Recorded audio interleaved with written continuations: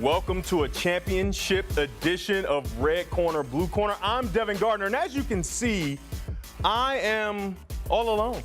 It's just me. And so when you're all alone, you can do things like, I don't know, maybe this and this. Oh, okay. Sorry, I'm not gonna mess up. Sorry, Jay. How you guys doing? But I'm not gonna be alone for long because we're gonna have a former friend of mine, former teammate, not former friend, current friend, former teammate, former All-American, and all-around great guy. Jake Butt is in Houston to set the scene for us of what we're gonna see at this glorious event that is the National Championship featuring our former team. Hello, Jake Butt. Hey, DG, that's the energy I'm talking about, baby. What do you mean? There's one day a year. One day a year. I think we changed the blue corner, blue corner. That's the stuff we're talking about. Blue corner, blue corner. That's what it is. It's me and you. It's blue corner, blue corner. Sorry, JP. It's the Blue Corner show today. That's right. Set the scene for us, Jake. What's going on in Houston? What have you seen? What's going on? So we had a great conversation with both teams, man. We got to talk to, the leaders from Michigan. We talked to Coach Harbaugh. We also talked to Washington, which was different. We didn't get a chance to talk to any of the Alabama players out at the Rose Bowl. And let me just tell you this, man, Dev. Both teams, man, I know we're Blue Corner show today. Both teams are just full of high character individuals. Both teams are extremely easy to root for. I'll tell you what, Michael Penix, his story and the injuries he's overcome, the way he's rallied the teammates around him, what Washington's done, going from a 4-8 season back in 2021 to where they are. Of course, Michigan, we know the story for them and everything they've had to overcome this year. It's been phenomenal. The biggest takeaway I have, man, is when you can just feel the energy, the focus, it's just real subtle. I fully expect tonight, DG, I fully expect both teams. There's one thing I'm certain of, both are going to play their best game tonight. Now, all eyes are on Washington running back Dillon Johnson, a big part of what they do on offense. He says he's ready to rock and roll. Are you buying that or not, Jake? Did you see the picture going around a little bit? They try to hide him in a jersey. There it is, right? Listen, man, there's two things that could be true. He's going to give it a go. He's healthy enough to play. Certainly, I know that he's not 100%. So that's going to be something we all got to watch early in this game because as good as Penix is and those weapons outside, as good as they are throwing the football, look, they got to be able to run the ball. This Michigan defense is something they have not seen all year. So if you're one-dimensional, that's just money in the bank for Jesse Minter and the 11 guys, whoever it is on the field. So if Johnson can't go, there's a significant drop-off to their RB2, RB3. That's a big storyline we got to follow. Well, the rest of Washington's team is preparing for running the national championship for the first time since 1991. What has been kind of the feeling around the team? I mean, I know you have a special place in your heart for a guy like Michael Penix because you've dealt with injury and come back and had to deal with that type of thing. What has it been like around there? And you can see, obviously, like you said, Dillon Johnson dealing with his knee injury. What's the feeling around that Washington football team? The funny thing is, Dev, is both teams are very similar in the way they view themselves and in the way that the stories that they tell themselves. Of course, Michigan, it feels like it's Michigan versus everybody, and they've been counted out all year, and people have been waiting for them to lose. Coach Harbaugh gets suspended twice, 6 total games he missed. Hey, can you beat the SEC, the best that they have to offer? Can you win a playoff game? Well, Washington is in the same boat, man. All year long, we've been following it. We've heard the whispers, starting with that first Oregon game. A lot of people picked Oregon to win. And then they go through a stretch where they're playing 5 or 6 or 7 straight ranked opponents, quality opponents. The Pac-12 was the deepest conference in college football this year. And it felt like everyone outside of that Washington Huskies program was expecting, almost hoping that the Huskies. Yeah, I can hear what you're saying there, Jake. It seems like everybody was hoping that Washington would lose. It seems like everybody for sure was hoping that Michigan would lose. And for me, as much as both these teams have a chip on the shoulder, I think it gets bigger and bigger throughout the year just because of that fact. And they both have taken the best punches from every team that they played in their conference, and they stand tall here going into this national championship. Well, fun note. Washington did beat Michigan in the Rose Bowl in 1991, the last time they won a national championship. That shouldn't mean anything. I hope it doesn't mean anything. Head coach Kalen DeBoer had detailed the team's practices over the last week. Here it is. A lot of what we're installing, I don't know what the percentage would be, but a lot of it is something in some way that we've done over the last probably 2 years here with our guys, and so a little bit of familiarity, show them a clip from something that we did and why it's something we feel is a good part of a game plan for this week, triggers them and like, oh yeah, here we go, we've done this. We do a lot of stuff on both sides of the ball, but I think it's done in a way where we can come back to it very quickly, and it all fits our DNA as who we are offensively, defensively, and special teams. Jake, as Wolverines, I don't feel good about how confident he sounds and all the good things that he said there. I was hoping that he said that Michigan was the best ever and they can't be beat, but he didn't. What do you think is going to work for Washington if they win this game tonight? Man, it is a subtle confidence about him, man. Not cocky, not questioning themselves, but a confidence. And I think they've earned the right to feel that way because of the fact it felt like they've been counted out consistently. And it felt like we were all expecting or waiting to see Washington drop one game. What's worked really is, of course, it's this explosive offense. It's Michael Penix. I mean, it as a quarterback, this guy is a phenomenal thrower over the football. They got weapons outside led by Roma Dunze. And then Dylan Johnson, again, as we open the show, how healthy is he? That's going to be the big piece. The offense is the headline for Washington. But on the defensive side of the ball, you could certainly say this unit has underperformed, man. I mean, the numbers don't look great in terms of gross total. The numbers do not look great. But what has worked and what can mask poor defense is turnovers. And that's the way they've won games, is they force turnovers. They intercept passes. They force fumbles. And it doesn't matter, man. If I'm driving the ball down the field as an offense and I'm racking up a bunch of yards and I'm feeling good about myself, but if I turn the ball over down in the red zone, Michael Penix is going to take advantage of that opportunity. And of course, that takes away from me. Turnovers mask a number of issues. And turnover margin is the number one predictor. When you talk about analytics, it is the best predictor at team success. That's what Washington does just about as good as anybody in college football. Yeah, I think that's going to be a big deal for this game. And Michigan, lucky for them, they don't give the ball away much. So I think it's going to be a great battle on both sides. Yes. Dev, let me ask you this, man, because on the other side, Michigan, I mean, look, they've been riding this wave of confidence coming off their semifinal win versus Alabama. It certainly, to me, it felt like, that was the national title. Good for them. It seems like they're handling it, but it's been a long road to get to Houston. And Blake Corum specifically, he has his eyes on the goal. And this whole season has been process over prize just because, we've gone through a lot. A lot of adversity, a lot of trials and tribulations, you name it. We've been through it, but we always stuck to the process. We never got distracted, and because we stuck to the process, we are here today, as brothers and as the University of Michigan and as the Wolverines. And so, it's been process over prize ever since the first day of camp, and I'm glad we stuck to the plan. Yeah, I mean, I think this is a story so of he what alludes this. to all. Yeah, go ahead. Let me lead you in, man, because you've been asking me questions, and I'd love to get your thoughts on this because Blake has alluded to all the adversity that they've had to overcome this season and really a few years back. For you, man, what's different about the mentality of this Michigan Wolverines team? I think they've been there, done that, right? They've seen it all. A guy like Blake Corum comes back when he has such a great season a year ago and had an injury at the end of the season. And when he comes back, I was a little confused. I just have to be honest.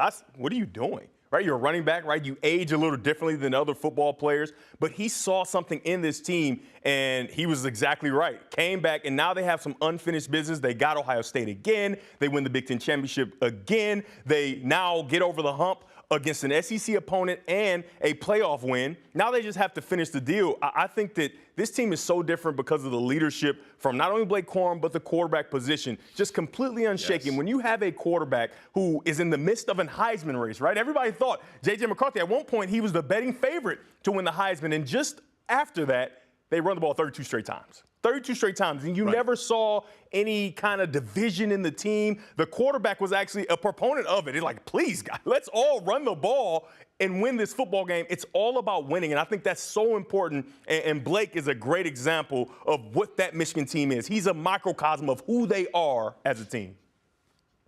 Oh, my gosh, man. Well said. And you think about Blake, like that injury last year. What do we say in Ann Arbor? Those who stay will be champions. And I know that may sound cliche for those outside the program, but that is a Michigan quote. That's one of the first things you hear when you walk on campus. And who has lived that better than Blake Corum? You want to talk about mentality. That knee injury last year versus Illinois was brutal. He would have won the Heisman. In my opinion, he had the Heisman locked up if he had the game that Donovan did against Ohio State. But he gets injured. He misses the rest of the season.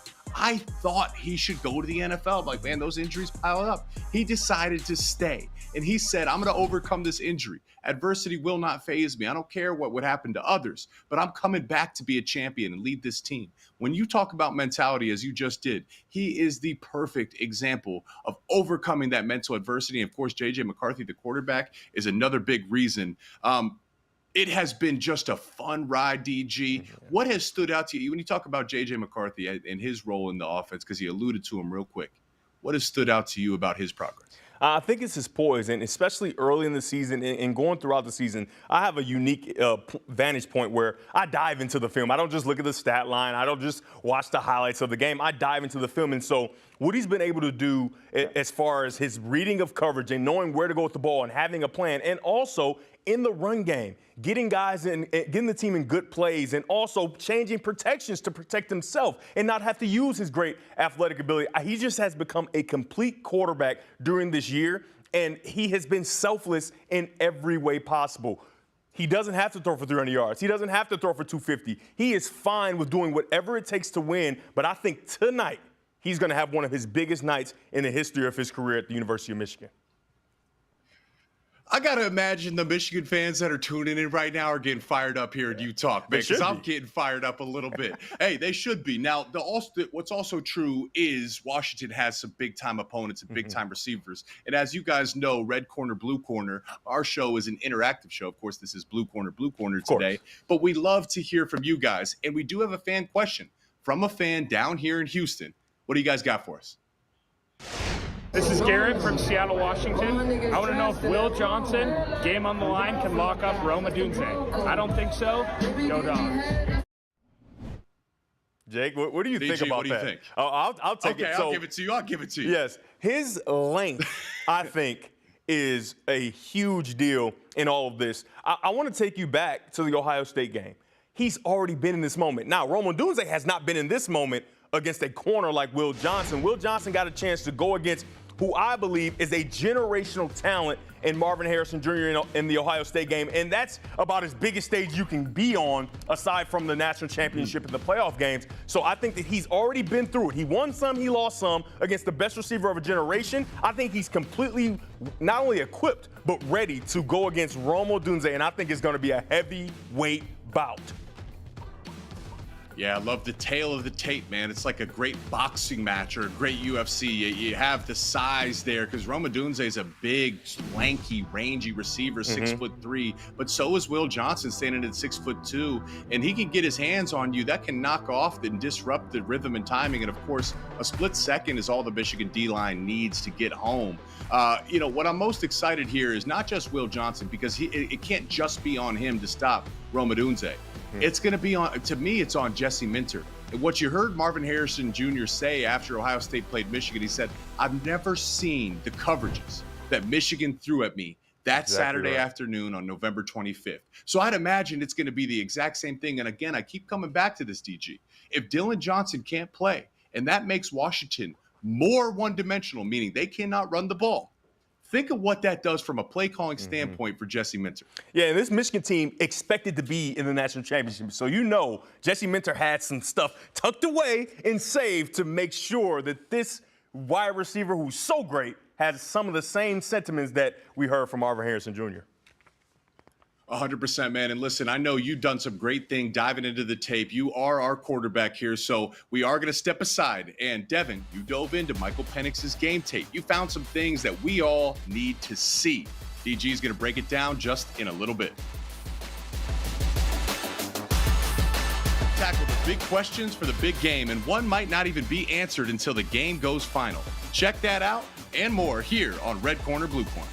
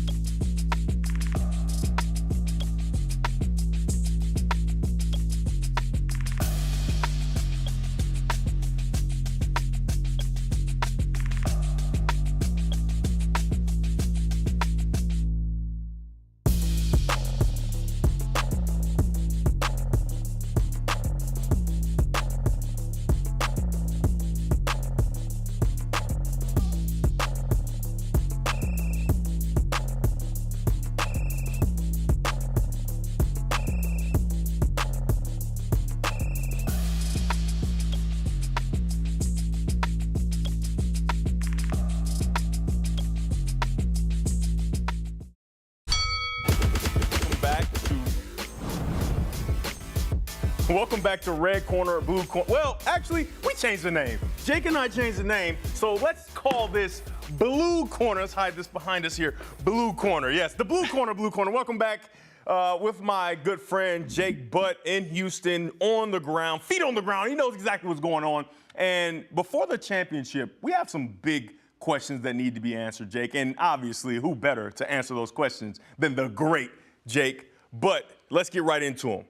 Lots of people are saying that this game will be decided by the Huskies having the ball and being able to use that high-flying offense. How does Michigan get pressure on Michael Penix?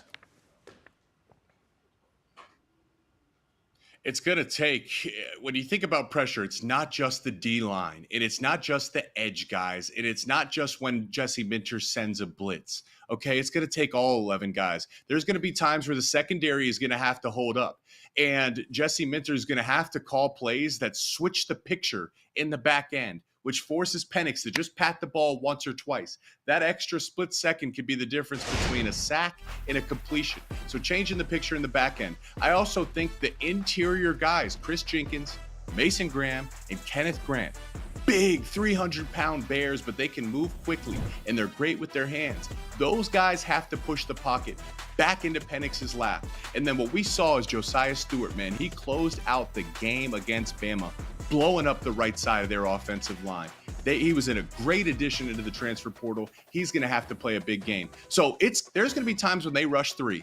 They got to win. There's going to be times where they send 7 or 8. The back end has to hold up. It's all hands on deck for this matchup, DG. Yeah, Jake, you talked about some young players that have contributed, and sophomores, and one I want to talk about is Mason Graham. I mean, this guy is a true sophomore, outstanding on the field. He won MVP of the Rose Bowl. A lot of people say he didn't have much production. Well, Jake, what I looked at on the film is a lot of those bad snaps is because of Graham lining up across the center, and he can't really figure things out, and he's getting pushed all around. What did you see from him that made him so special and essentially made him the MVP of the Rose Bowl? DG, I remember when he was an early enrollee in Ann Arbor, meaning he graduated high school early. And there's certain positions like, running back and receiver, some of the more skilled positions where they're like, you don't have to beef up to be 330 pounds and have grown man strength, though it certainly helps. Like, playing in the trenches is something that usually takes guys a few years to grasp and develop. But Mason Graham, that very first spring, blew everyone away. I remember them whispering and talking about this guy's going to be real special. And yet, once again, he showed up in the Rose Bowl. He showed up big against Ohio State, against Penn State. In the biggest moments, he rises to the occasion. What makes him so dangerous, man, is he plays with great leverage. His hands are active, and he's extremely slippery. He knows how to set up his little swim move. He knows how to split double teams and get through the gaps. He had that critical play to force Alabama in overtime, back them way, way up to get them into a 3rd and long situation. So what makes him great, DG, is he shows up bigger in the biggest moments. Okay, though Michigan did win the Rose Bowl, they had some uncharacteristic, self-inflicted, not only penalties, but also just plays that you haven't seen all season, and a lot of those came on special teams. How big will special teams be in this game? Oh, man, it's going to be absolutely critical. That could be the difference. When we talk about this matchup and how razor thin the margin for error is, special teams could be the biggest difference. And look, Washington struggled as well. Neither team played clean special teams back in the semifinals. So that is going to be something that Michigan has to clean up. It was a bit uncharacteristic, particularly on the punt return side of the ball. Michigan's going to have to step up. All right, Jake. Coming up, though, we break down game tape of Michael Penix Jr., a guy who I've seen has some amazing, amazing talent. I'll show you what to expect from him. That's on the other side of the break. Stick around.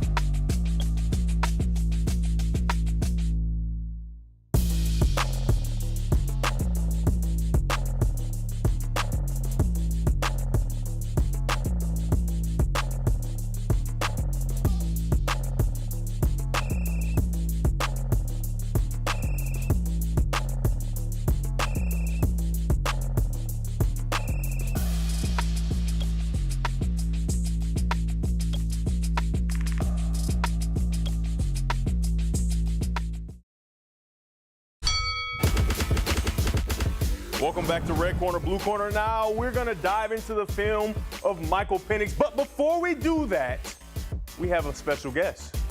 T-Bob, how are you doing? Say hello to the fans. They can't wait to see you. Yo, DG, what's up, man? This is our first time getting to work together, getting to meet. I'm very excited. I love your energy. When you were thrashing the couches to open the show, that was getting me fired up. And look, right. I know this feeling, man. Look, you put blood, sweat, tears. You put your life on line. I want to say the fourth leading passer in Michigan history. Yep. So I know what it's like to dedicate all those years to a school, and then that school finds itself in the national championship. It's just a day where your entire body feels like it's vibrating with electricity from the time you wake up till game time. You just gotta, we're gonna break down some film here, keep a little chill, and get ready for kickoff. Absolutely, and I heard a little bird told me that this is the first time we worked together for a reason, because you were against it. And so I'm glad you finally turned the other cheek and said, come on over.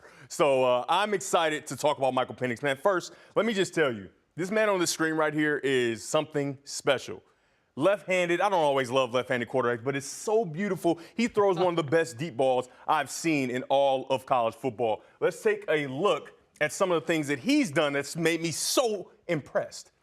Take a look here. This is against Oregon for the first time, when they chose Oregon to beat them.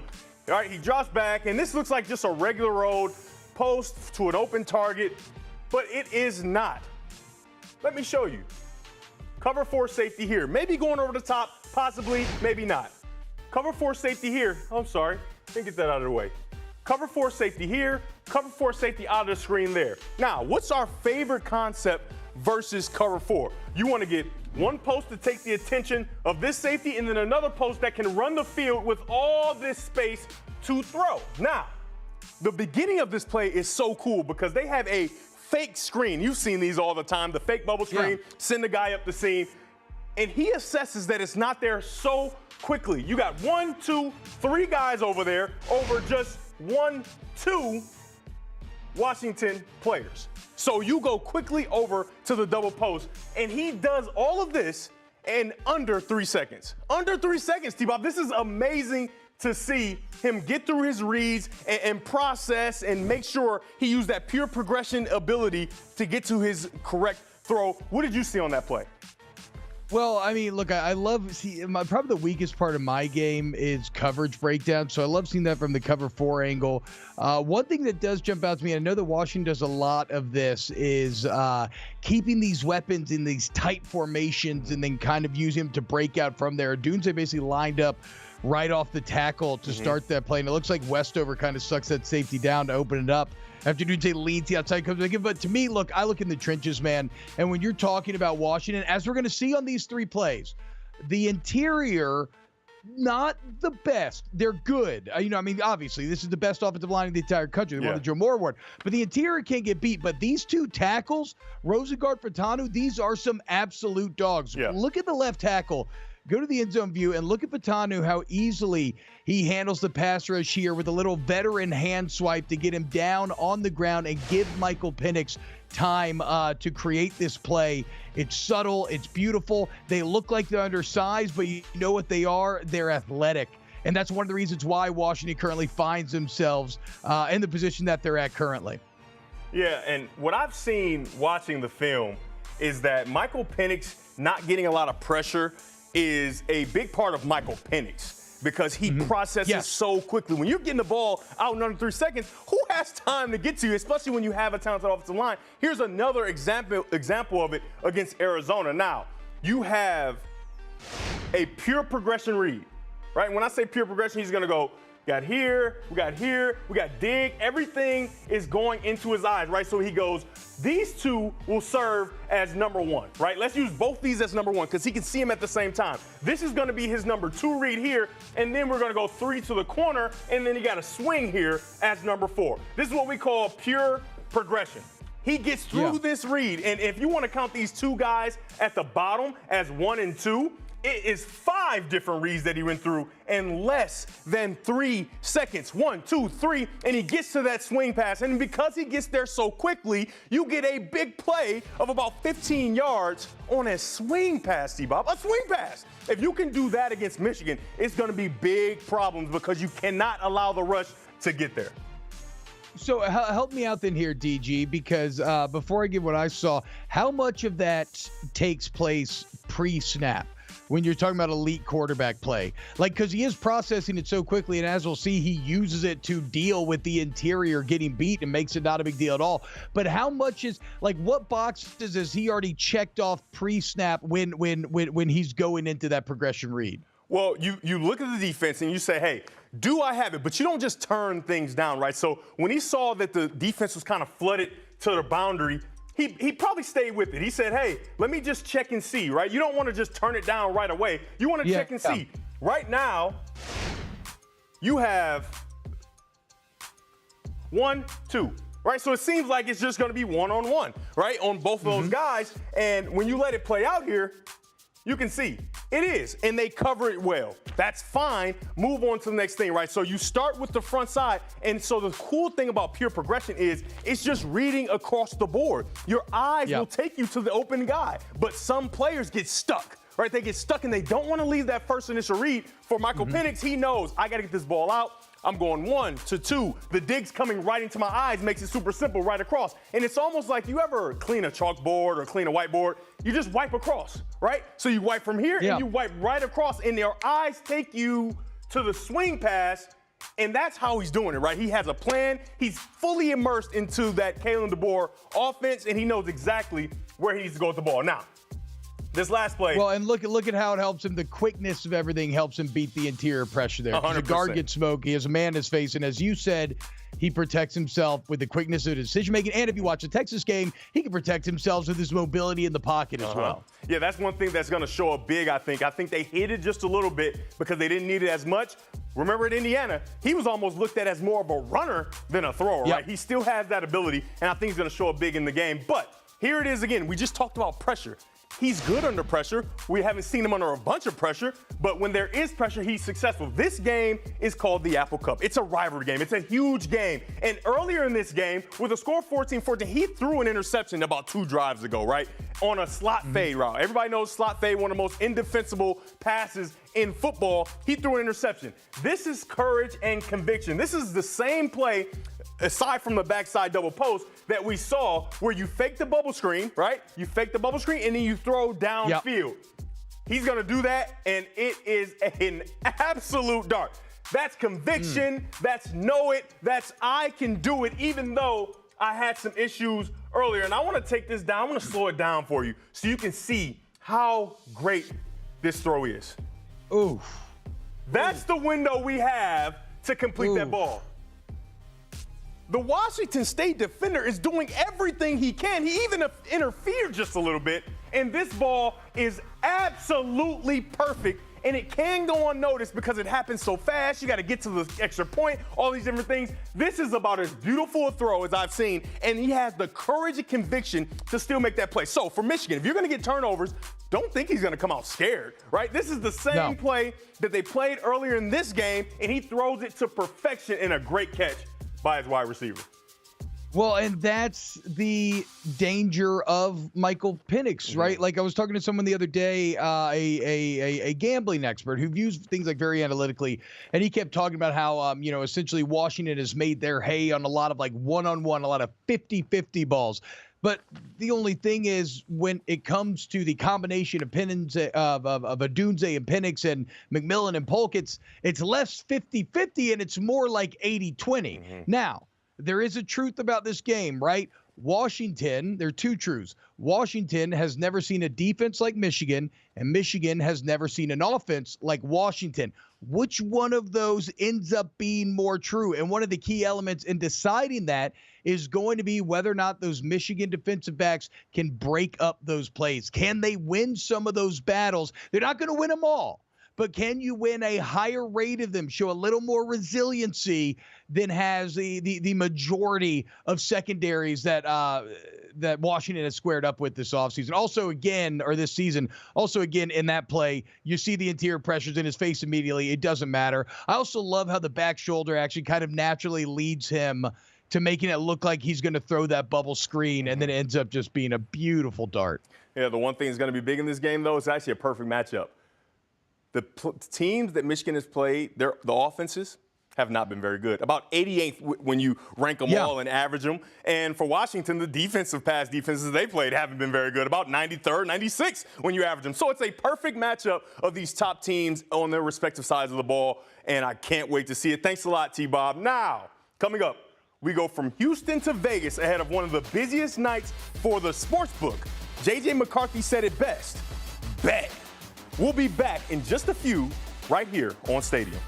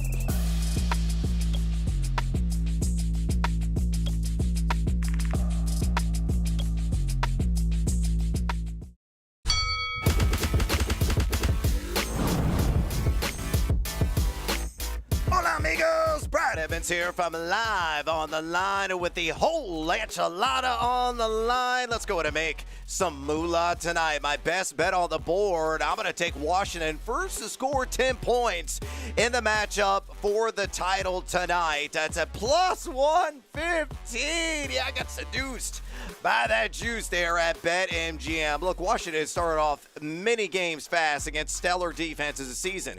See the Utah game, see the Texas game, see Arizona. All of those Ds rank inside the top 30 in EPA per play defense. In all of those games, they were the first team to score 10 points. Michael Penix Jr. is dealing right now. He is a baller, he's a shot caller, and he is an extraordinaire. And I think he's going to send a message. This Michigan defense, as good as they are, early and often, he's going to carpet bomb them with ultra accurate passes. as maybe a pair of touchdowns on the board, maybe a 14-0 start. That would shock the world, but not me. I'll take Washington. Mush, Huskies mush, versus score 10 points tonight against Michigan. Now go out there and make that money. Team Huevos. Not a big time better. Don't like it, Brad, but I do appreciate you. Stop betting against the Michigan Wolverines. Now, welcome back to Blue Corner, formerly known as Red Corner, Blue Corner. Jake Butt is back joining us. And guess what, guys? You wouldn't believe this. T-Bob enjoyed that last segment so much, he decided to join us again. Thank you. Now, let's stay. I didn't even like you before this, Of DG. I course, wasn't he sure. couldn't stand me. He requested that I never work with him, and now he's back. You're winning me over. That's right. Me over. Let's stay on the betting side of things, and let's take a look at some of the most bet props in the national championship. And I want to hear you guys' thoughts because obviously I'm a terrible bettor, so I'm just going to host this whole thing and let you guys talk about it, right? So J.J. McCarthy over 193.5 passing yards. Do you think he hits that mark? I think he does. And I think it's because maybe unlike some of the other major moments this year, be it the Penn State game where he literally wasn't forced to throw a pass in the second half, I think he will be forced to make plays. And I think he will make plays, right? I mean, if you go look, if you're going to put up 230 or 240 against Alabama, like the stat line that he had, you can certainly do that against this Washington team, and you probably will be required to against this Washington team, given that I feel that Michigan's going to have to keep pace offensively in a way that I don't think they've had to yet this entire season. So, yeah, I feel pretty good about McCarthy over the 193. See, T-Bob, this is what I like about you. You are all in with the maize and blue. That's perfect. And another guy that's obviously all in with the maize and blue, Jake Butt. This was for you. And even I think I could bet this. Blake Corum to score an anytime touchdown is a minus 357. Are you betting that? It almost feels like free money. I mean, those aren't the best odds, but one thing we know for sure is inside that 5-yard line, inside the 10-yard line, Coach Harbaugh is going to call. He's going to talk to Sharon Moore, and they're going to be in agreement. They're handing the ball to number 2, man. That's their bread and butter. That's been the case since Jim Harbaugh got here. And I do believe there's something. I know Coach Harbaugh thinks about this, and I know the team thinks about it. Him coming back for this moment to return from injury, him with the go-ahead game-winning touchdown against Alabama in the Rose Bowl. If they get the chance to do it, man, and they will, inside that 10-yard line, they're handing the ball to number 2. He'll knock on the door until he busts right through for a touchdown. So clearly, DG, Jake and I are quick. betting the house on that. T-Bob, how much are you putting on this bet? So I was going to say the minus 375. And again, look, I'm not a gambling expert. I think gambling's fun. When me and the other dads in the neighborhood get together and we watch random games, it's just fun to throw a couple shekels on it and everybody watch together and have rooting interest, right? But minus 375. Yeah, you're going to win something. But if you want to win money, you're going to have to put a lot of money on that. Just drop your nuts and go Blake Corum 2 touchdowns on the ground. Okay. Still very likely. Very likely. Yeah. And you'll get that at plus odds. You'll get that at like plus 115, plus 20, 120, like somewhere around there. So, yeah, leave this one behind. Juice it up. Go Blake Corum, 2 touchdowns on the ground. That's what I would do. Okay. I like it a lot. All right, the third one, the third most bet. Michael Penix Jr. over 297.5 passing yards. Do you think he goes over 297? That's a lot of yards in that championship. I think he's going to be under that mark, actually, because and I think there's a big reason. There was a rule change to the clock in the offseason. We all wondered what that would be, meaning the clock doesn't stop after first downs. It doesn't stop until inside of 2 minutes in the second and fourth quarter. Michigan's going to shorten this game. Michigan's going to run the ball. Michigan's going to take away the best defense Michigan will have in this game is running the ball and keeping Penix on the sideline. He's going to get his. He's going to play a great game. But I do believe this secondary in this defensive scheme and this pass rush is something he has not seen. That's going to get him to play a little bit below a perfect game, man. He's going to play he's going to be challenged more than he has. And then Michigan's offense is going to limit his opportunities. I like the under in this case. I don't feel great about this one, to your point, Jake. Like, this is the one that I'm maybe most unsure about for all the reasons that you just said. However, when it comes to big moments, like one of Washington's greatest assets going into this game is being battle tested and finding a ways to make the plays that need to be made in order to win the game. And if although I think Washington's probably a bit better suited, like we talked about last week, to a kind of conservative rock fight than we think they are, I still think ultimately if they're going to win, they probably have to open it up a bit more. They have to take advantage of the explosivity that's defined them for much of the year. So I don't love it analytically, but I am going to bet on Penix showing up in the biggest moment. And like I said, I like the offenses in this game. I like overs all over the place. So yeah, I'm going to go Michael Penix over the 297.5 here. All right, that means he's going to play really well, right? And yeah, I think everybody's going to play well offensively, personally. T-Bob, I got to ask you a question because in your answer, you know, whether me and Jake throw you out of the honorary Michigan club is contingent on your answer. So you're going to go first so we can see where we stand with you. Washington to score over 24.5 points. Can they put up points against Michigan? So unfortunately, you know, DG, here we sit at this beginning of our relationship after our tough, rocky start where things were going so well, but I feel I may have been inducted into the Maze Club just a bit too soon because, again, no, I think Washington goes over. Now, I think Michigan goes over as well. Again, like I'm viewing like 34-31, 31-28. I'm not quite sure which way. I mean, honestly, I'm picking Washington to win this game, but it's not with any great conviction. The only thing I do feel convicted about is I think the offenses are going to carry the day, kind of a similar rhythm to how I would say Washington, Oregon went. Jake, it's hard to argue with that, man. I mean, no, but listen, as I will give him credit, DG. He said Washington score. He said Michigan's going to score a little bit more, and I will say T-Bob has been on the Michigan train. That's a hell of a line, though. In all seriousness, though, like that is a hell of a line. My theory is more so that Michigan's going to try to shorten this game. Michigan's going to try to control the clock, and Michigan's defense is something neither. Michigan has not seen a passing attack like Washington. Washington has not seen a defense like Michigan. Both are true, but I do believe going into this game, Michigan's going to impose their will and run the football. And you guys think about, is there a more helpless feeling than when a team is just running the ball on you at will? If Michigan could just run the ball down the field, consistently drive in, drive out, there really is no more helpless feeling than that. Yeah, I think the way you beat Washington is you shorten the game. Well, Michigan has had 3 years of shortening games and leaning on the run game. So I think it'll be no different tonight. Thanks a lot, you guys. It's been awesome, especially you, T-Bob, my honorary Wolverine. It's good to see you. I don't know if I'm being accurately represented. Look, I don't have a dog in the fight. I'm very No. Michigan's your dog. Michigan's your dog. Parties here. I'm very excited for both parties here. The only thing I would say about the last point, the shortening the game, I do agree with you all that's going to be the plan, but also Washington knows that the plan, right?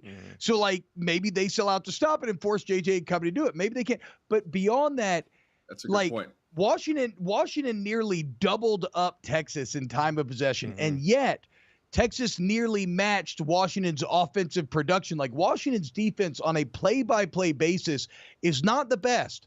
So a team that wants to run less offensive plays paradoxically may not be the worst thing for Washington, because I do believe that Husky offense can be efficient in the opportunity that they're given. Like, I feel you keeping Michael Penix Jr. off the field. Yes, that's also good, but we've seen Washington win in a lot of different ways this year, right? So they're not as scared of a more conservative battle as like some offensively fueled teams in the past, is all I would say.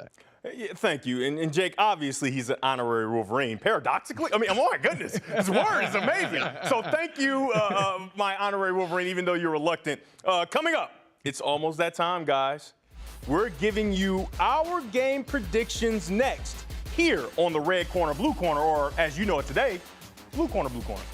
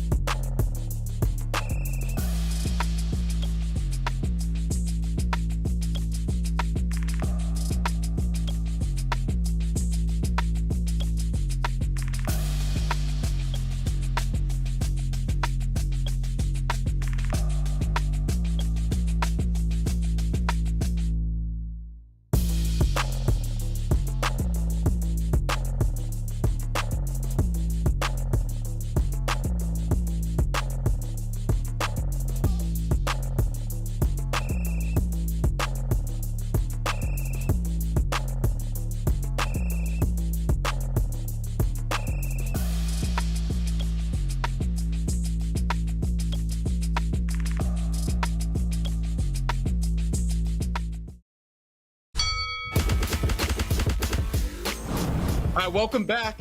You know we love our dogs on this show, so check out this corgi predicting tonight's winner. Here's the rules. First team to spell win gets the nod. As you can see, these videos have taken off lately. And Michigan jumps out to a nice lead, but a nice rim in there for Washington. The drama is building. And there it is. Obviously.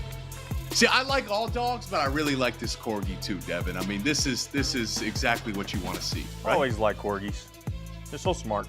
We look. They're the most anime. They're the most anime of all dogs. This is known. Yeah.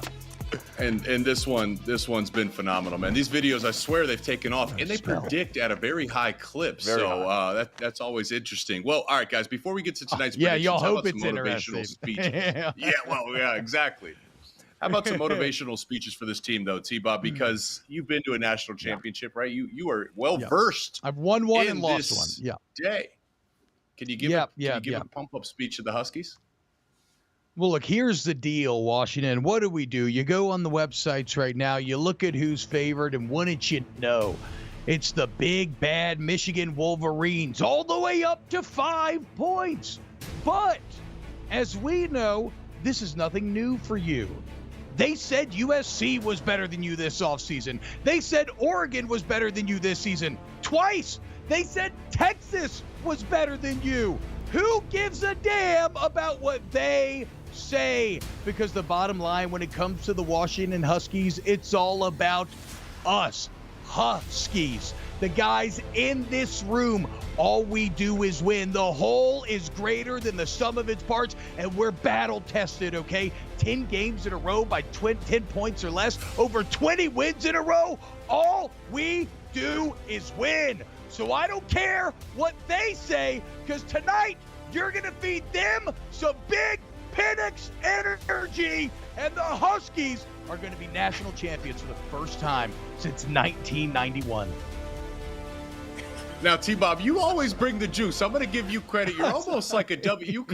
You're a well-versed man. You're well-spoken, Wow. but you bring great energy. But I know DG brings great energy. And DG, I want to give you a chance to have the rebuttal. I don't even know how I follow that. He sounds like he was Hulk Hogan, brother. I mean, all right, here we go. Play the music. Wolverines. You boys have come a long way. Long way. All season. They say, oh, you didn't play anybody. Oh, you don't play. Then you start beating somebody. And then they say, oh, you cheated. It's the only reason. And then you play a team outside the conference. You beat them. Even that team said you cheated. They are basically saying you're just not good enough. So with all the dominance that you've shown, you've still proven that you are the team to beat, and somehow they allow you to keep the chip on your shoulder. Oh my goodness, that big old chip. You're gonna eat it tonight, because this team, the Washington Huskies, has seen nothing like you. It's almost that time, fellas. Look every guy in the eye. This is the last time you're gonna have an opportunity with these guys in this room. And when those clock numbers read 0, everybody in this stadium wearing maize and blue, including you, you're gonna party like it's 1998. National champions, baby. Smell it, feel it. It's here. It's here. Woo! Let's go. Well done, DG. Boys, I'm very excited for you. You know, I kind of have the nice, chill, relaxed view of like a spectator outside looking in, but I'm very excited for y'all. I can feel y'all's heart pounding through the screen all the way down here in Baton Rouge. Jake, don't get too sweaty, though.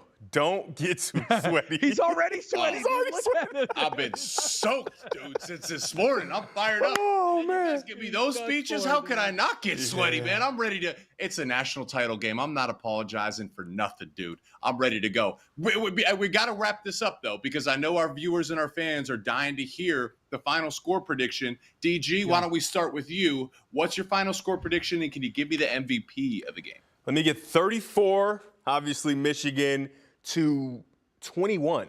34-21 Michigan, and I think the MVP of the game is going to be Blake Corum. I think he's going to have an amazing day. Obviously, I think J.J. McCarthy's going to have an amazing day. He got his MVP in the Rose Bowl. I think it'll be Blake Corum today. That's a pretty safe guess, and I like it. That's a convincing victory for the Michigan fans. I think all the Michigan fans would love to see that. All right, T-Bob, You're representing the Huskies, but I know you got some love for the Michigan side too. What's your prediction? I'm dying to hear. So to DG's point, if a team wins big, like it will be Michigan, right? We could see that because Washington is just constantly in these close fights, but it's that close fight factor, that battle-tested factor that pushes me to Washington 34-31. And obviously, if that happens, Penix is your MVP. Wow. Okay, then that means I hold the final pick. And I think you guys know exactly who I'm picking. I'm picking the Wolverines. And as I look at this top to bottom, man, they are a better team. They're a more complete team. They got a damn good offense, but the discrepancies defense to defense is convincing. That's why I got Michigan winning 28-20 in this game. So, fellas, thanks so much. This has been an awesome show. To our viewers, thank you guys for a great season. There's one final game. It all comes down to this: 14-0 versus 14-0 for a national title.